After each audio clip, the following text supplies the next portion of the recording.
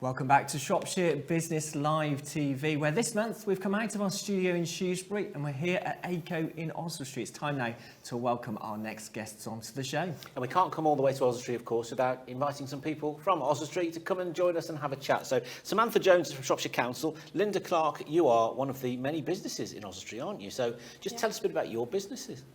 Okay, so my business is called Fat Rabbit, and it's a cafe in Oswestry. So we've been open since 2016, and as I said, we're all plant-based. And yeah, we're open 6 days a week, 9 till 4. We do some evenings, we do corporate, we do weddings, outside catering, all sorts of things, but all plant-based. So you've been through quite a journey then. You sort of you get onto your feet, then COVID happens, and you're in an area, where you targeting the hospitality sector, which got really affected by that. Absolutely, yeah, it's been quite exciting, quite kind of challenging, and yeah, 7 years later we're still here, which is fantastic. But the good news is you are one of the businesses that's benefited from this High Street Heritage Action Zone project, which Sam is a Shropshire Council initiative, isn't it? So. Yeah, so it's quite a tongue twister, isn't it, to get your head around. That's why I had to check it on my piece of paper.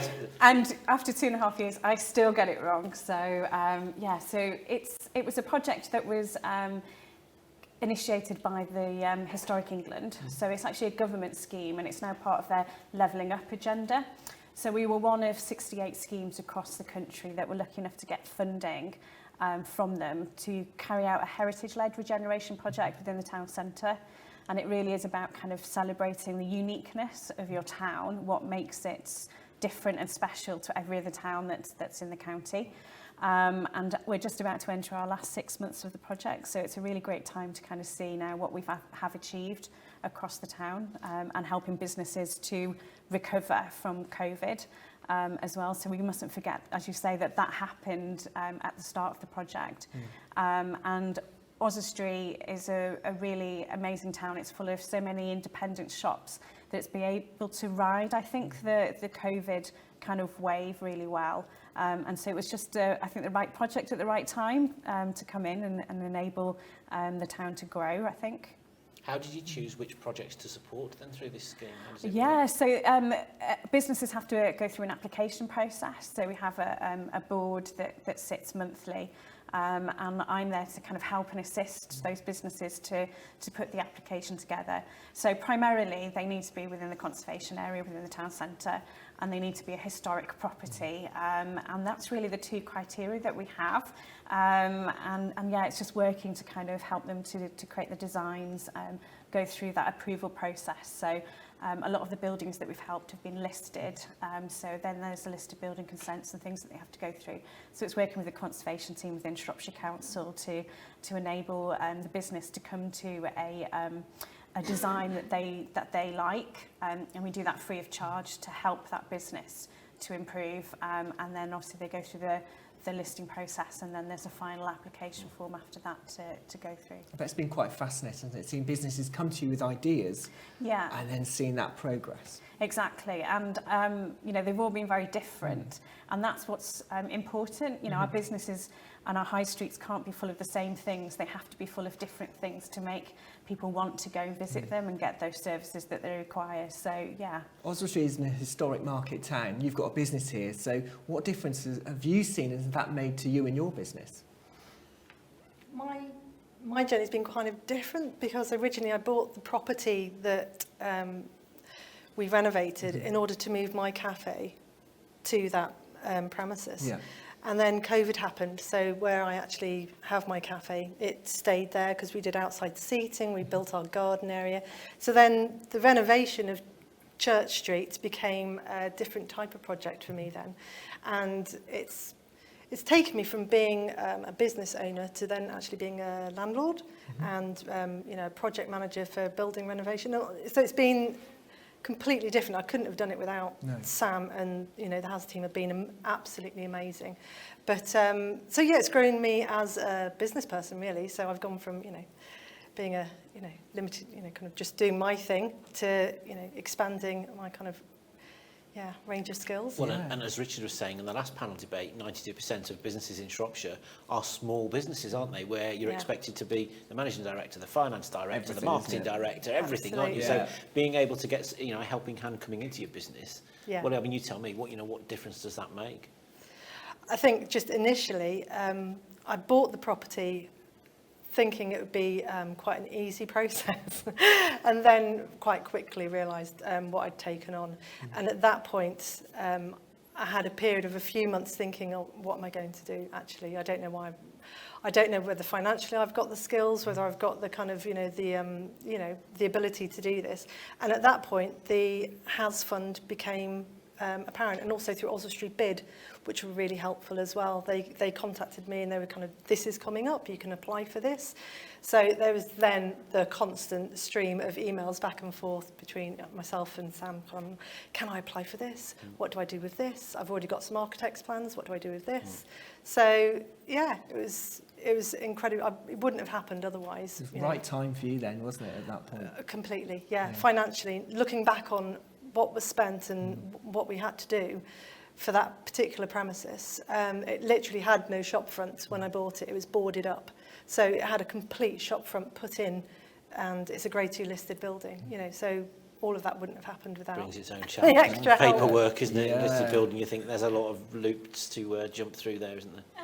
Yes and no. It's about managing change whenever you've got a historic building, really. So we don't like to say if it's listed, please don't be scared about it. It does frighten some people. It does, but it is, and it's about just managing that change yes, making sure that we don't lose that character, because that's what's special, isn't it? And that's what people want to come and see.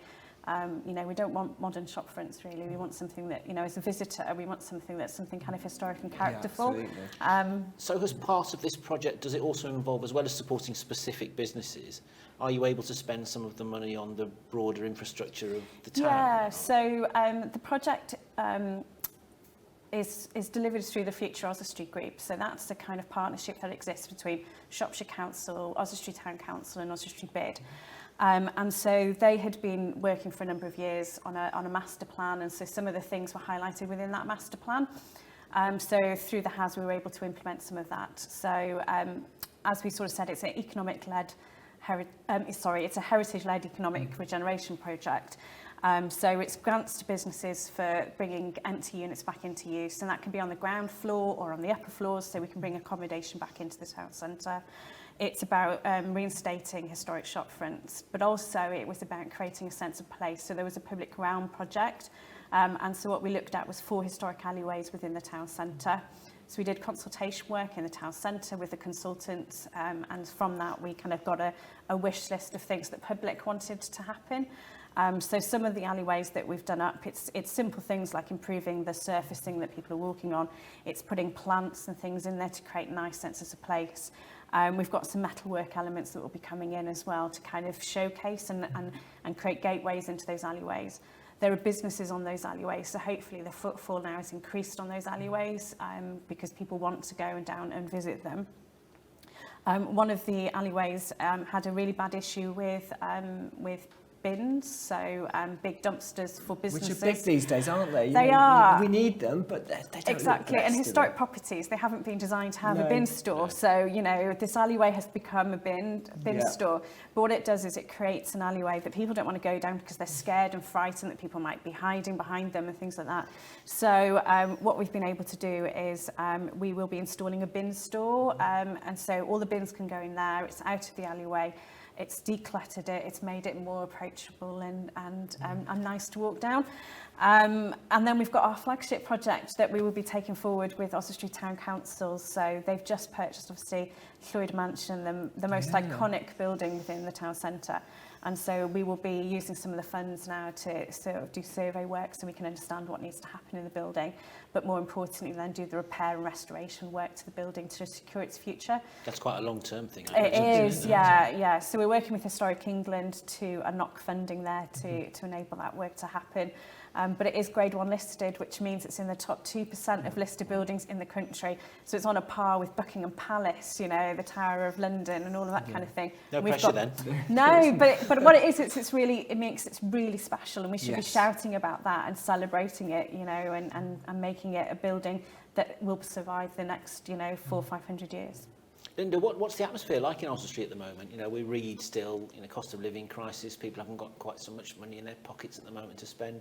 Is there still, you know, is a good, vibrant, optimistic atmosphere in the town at the moment?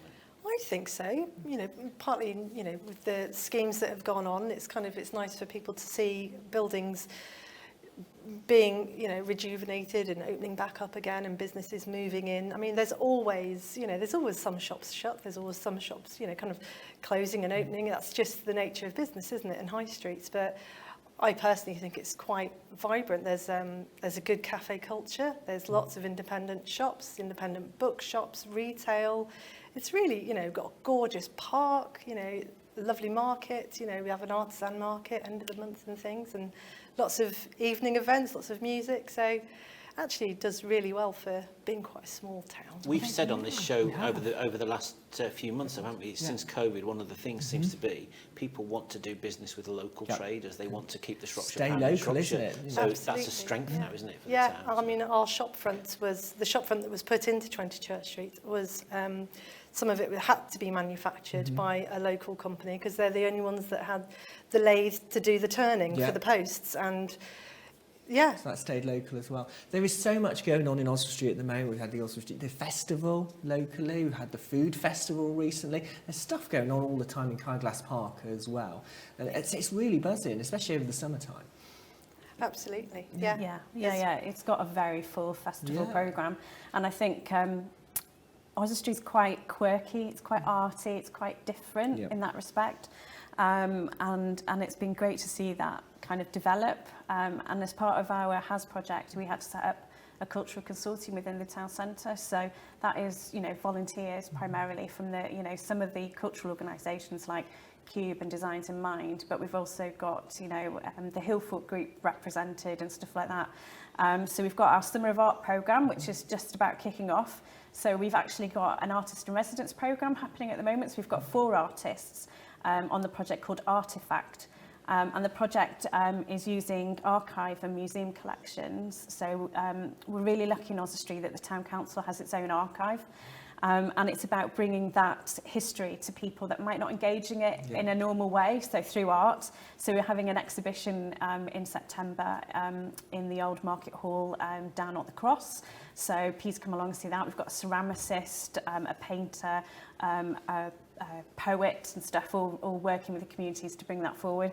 And then we also have our Love Oswestry Festival that we do in February, and that is to help businesses really. We chose February because obviously it's a quiet time of the month, so it's to bring people in, and we can see from footfall data we bring an extra 2,500 people into the town centre on that event day, so that's amazing. And some of those may be people that wouldn't otherwise come into Oswestry at all, and then they stick around, don't they? Yeah, and hopefully because it's something that, you know, happens all day, that they stay around as well. So they might do some of the workshops, maybe then they go for some lunch or something like that, and then, you know, stay on for the Lantern Festival in the evening. So if people are listening to this and thinking, hang on a minute, I didn't know anything about this High Street Heritage Action Zone, have they missed the boat? Is it too late to get involved? Will you be doing it again? It is now, because we've only got 6 months left, unfortunately, but we're also being fully subscribed. We could have run this project again quite easily, I think, from the numbers. But, you know, at the end of the day, we've created 11 new accommodation units.